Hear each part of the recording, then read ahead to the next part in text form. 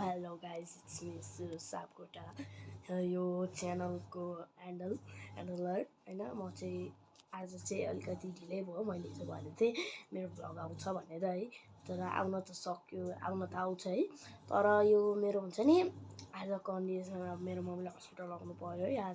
आज दिन दिएको थियो अनि हस्पिटल लग्नु पर्यो। त्यही भएर इफ यु डोन्ट नो हैन, you can check my another last video, that's my introduction video है।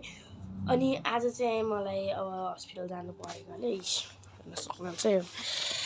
मलाई मेरो मम्मीलाई ओम मूर्ति अनिल डाक्टरले यहाँ उपचार गर्नु परेकोले त्यही कारण यस्तो भयो। त्यही भएर मैले आज चाहिँ मेरो बिहानैदेखिको भ्लग आउन सकेन। त्यही हो भन्दै अब आज अलि मेरो नाइट टाइमको म आफ्नो भ्लग बनाएर देखाइदिन्छु। अब चाहिँ मेरो मम्मी अलि बिरामी नै भएर है, त्यहाँ सुतिराख्नु है। त्यही कारण अब म भात सात पकाउँछु हैन।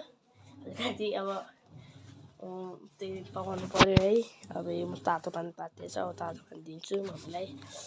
भात सात पकाउँछु अहिले 7 बजेपछि, त्यस्तो गरेपछि ल अनि भइहाल्छ। ल दिइहालौँ है, किन ढिलो गर्नु।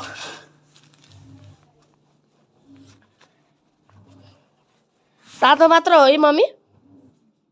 हजुर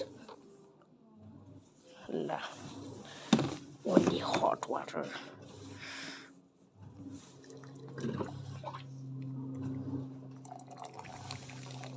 आज चाहिँ मेरो है 5 मिनटभन्दा बढी आउँदैन होला साथीहरू। हेर्नुहोस् मेरो भ्लग 5 मिनटभन्दा धेरै हुँदैन होला। बनाउनु त म्याक्सिमम् 10 मिनटकै बनाउनु खोजेको है मैले, तर वाट सुड वी डु हैन। बिहान नत्र बिहानदेखि म भ्लग बनाउँथेँ, के गर्नु। म पनि उठिछु।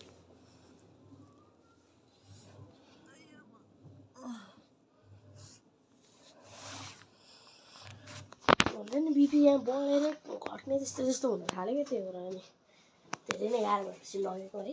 त्यही भएर चाहिँ ल,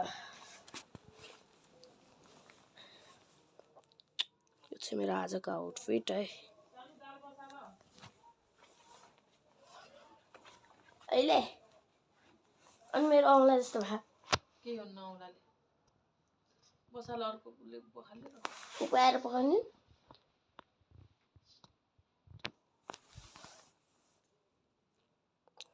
के गरिरहेको कि बन्द गरेकै छोरा भयो। ल आइदिएको छु।